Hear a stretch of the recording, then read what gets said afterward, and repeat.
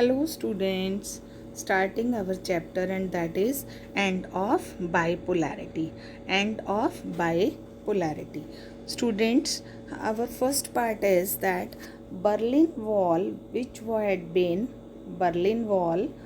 had been built at the height of the cold war की जो है उसी टाइम से उसका निर्माण हुआ था और toppled by the people in 1989 में किया था. Equally dramatic and historic chains of event that led to the collapse of second world and end of the cold war. Second world and end of the cold war के कारण हुई थी. So students, इसके बाद से क्या हुआ कि अब हमने इसके अंदर से ये चीज़ देखनी है कि what was the Soviet system. Soviet system students क्या था कि Union of Soviet Socialist Republics USSR came into being after the Soviet Socialist revolution in Russia in 1917. कब आई थी? इन 1917 के अंदर थी. और 1917 के अंदर जो थी स्टूडेंट्स वो क्या था कि देखिए आपको मैं यहाँ पे दिखाती हूँ. The revolution was inspired by the ideas of socialism. किस चीज़ से आई थी revolution? Was inspired by the ideas of socialism as opposed to the capitalism. आपको यहाँ पर दो चीज़ों का ध्यान रखना है. 2 पॉइंट्स यू शुड नो कि सोशलिज्म और कैपिटलिज्म में क्या डिफरेंस है. सोशलिज्म जो थी स्टूडेंट्स वो क्या था कि दैट वाज उसके अंदर फ्री मार्केट नहीं थी. नहीं थी फ्री मार्केट. और जबकि कैपिटलिज्म के अंदर फ्री मार्केट सिस्टम था. This was perhaps the biggest attempt in human history to abolish the institution of private property जो थी उसको ख़त्म कर दिया गया था. किस चीज़ को ख़त्म कर दिया गया था? प्राइवेट प्रॉपर्टीज़ को ख़त्म कर दिया गया था. Design a society based on principles of equality. और वो किस चीज़ पर थे? एक ऐसा सिस्टम शुरू कर रहे थे जिसके अंदर की एक इंस्टीट्यूशन ऑफ द पार्टी के अकॉर्डिंग चल रहे थे और साथ में प्रिंसिपल्स ऑफ इक्वालिटी पर उन्होंने जोर दिया हुआ था. Economy was planned and controlled by the state. और जो इकोनॉमी थी it was planned and controlled by the state. After the second world war, यहाँ पे मैं फिर इन लाइन्स को अंडरलाइन कर रही हूँ. After the second world war the east European countries that the Soviet army had liberated from the fascist forces came under control of the USSR. Political and the economic systems of all these countries were modeled after the USSR. उससे ही अलग हो रही थी. दो उसके साथ थे. After the second world war जो है ये east European countries that the Soviet army had liberated from the fascist. Soviet army जो थी वो आज़ाद हो गई थी. किससे? फासिस्ट फोर्सेस से और यूएसए के कंट्रोल में आ गई थी. अब हमारा नेक्स्ट टॉपिक है स्टूडेंट्स कि there was a system.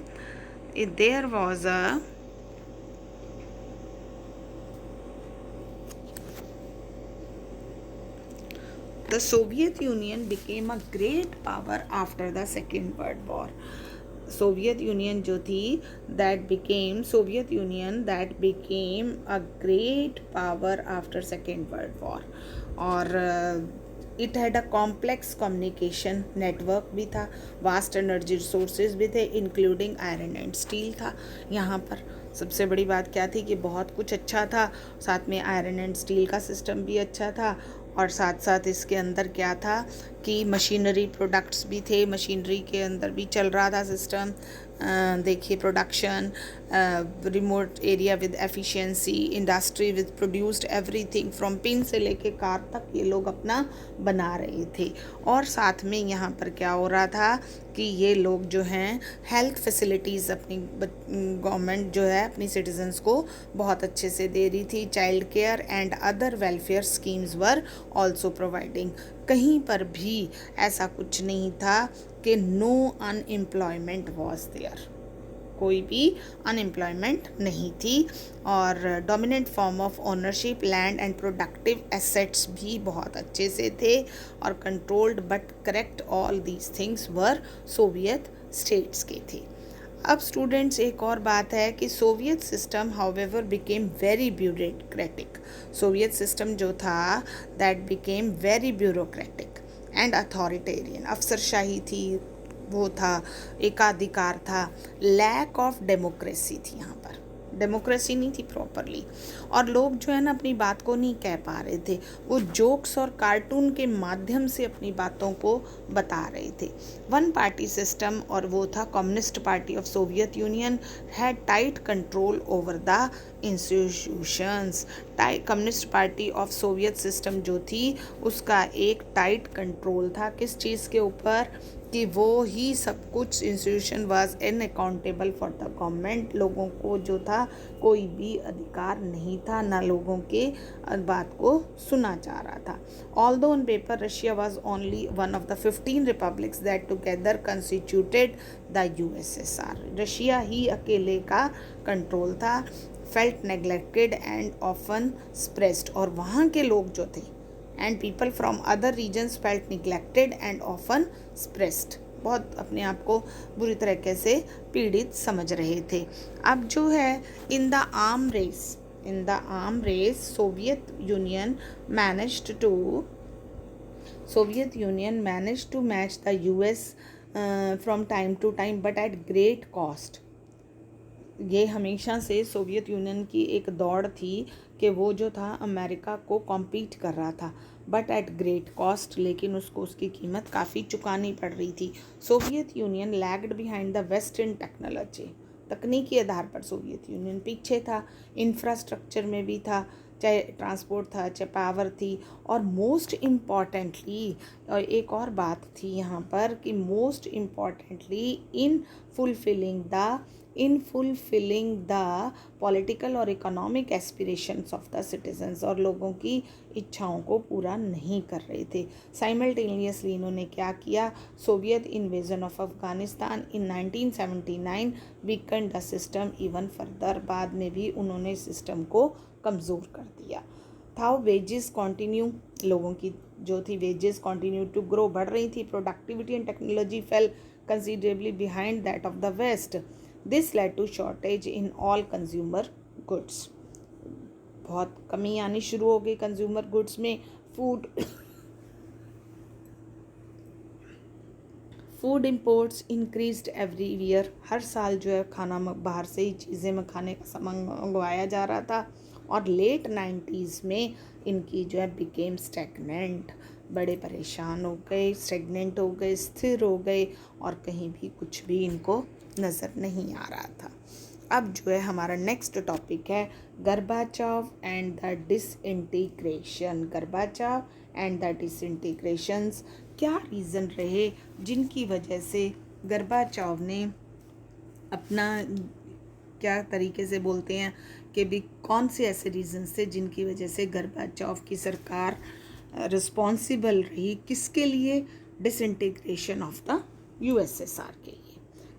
Who had become General Secretary of the Union of Soviet in 1985 में वो बने थे जनरल सेक्रेटरी। और उन्होंने क्या किया, reforms were necessary to keep the USSR abreast of the information and technological revolutions taking place in the west. और उनकी जिम्मेवारी थी कि वो कुछ किसी प्रकार के सुधारों को लाएं ताकि उसको कम्पीट कर सकें, किसको, वेस्ट को, किसको कम्पीट कर सकें, वेस्ट को। तो उन्होंने 2 प्रकार के सुधार लाए, 2 टाइप्स ऑफ जो थे रिफॉर्म्स वो लेकर आए। 2 तरीके के सुधार कौन कौन से, एक तो था उन्होंने पहला जो सुधार लाए वो स्ट्रक्चरिंग का लाए, कि दोबारा से संरचना की जाए। दोबारा से संरचना किस चीज़ की जाए?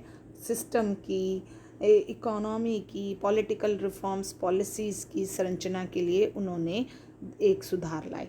और दूसरा उन्होंने लाया दूसरा सुधार ग्लेसन सोच में, ओपननेस में। लेकिन बाद में उनकी जो पॉलिसीज़ थी उनको क्रिटिसाइज़ किया गया। उनकी पॉलिसीज़ को क्रिटिसाइज़ क्यों किया गया? क्योंकि गोर्बाचोव इनिशिएटेड द पॉलिसीज़ जो वो लेके आए हैं, democratisation within the country, oppose the leaders within, communist ने उनका विरोध किया।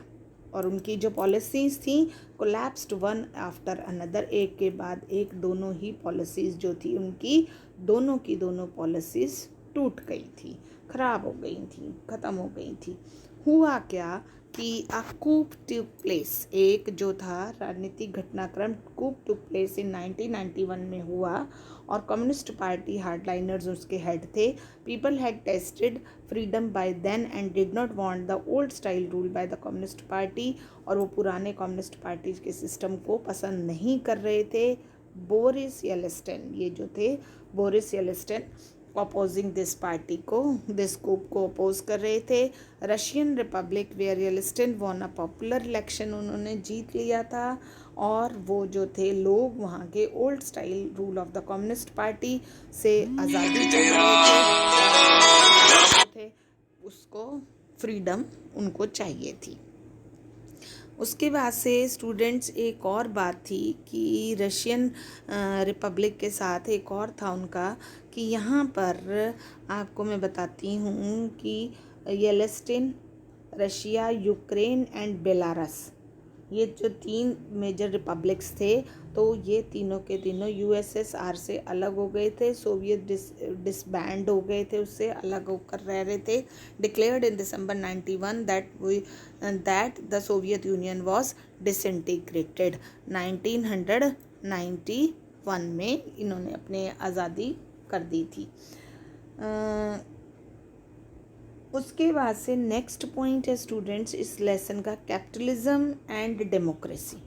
कैपिटलिज्म एंड डेमोक्रेसी जो थी were adopted as the basis for the post Soviet republics के आधार पर बन गई थी। तो ये जो है हमारे 2 इम्पॉर्टेंट टॉपिक्स थे स्टूडेंट्स की, Gorbachev and the disintegration, and उसके अलावा हमारे साथ में था कि declaration on the disintegration of the USSR and the formation of the Commonwealth of Independent State came as a supreme powers, came as surprise to the other republics also, especially to the Central Asian ones also. The exclusion of these republics was an issue that was quickly solved by making them founding members of the CIS. Russia was now accepted as the successor state of the Soviet union. यहाँ पर Russia को जो है वो समझा गया था कि वो सक्सेसर स्टेट है सोवियत यूनियन की। It inherited the Soviet seat in the UN security council. Russia accepted all international treaties, जितने भी इंटरनेशनल समझौते और communities of the Soviet union की हुई, रशिया ने ही उन्हीं में अपना स्थान ग्रहण किया। It took over as the only nuclear state of the post-Soviet space and carried out some nuclear disarmament measures also. With the US, the old Soviet Union was thus dead and buried, और यहाँ से ख़त्म हो गया था।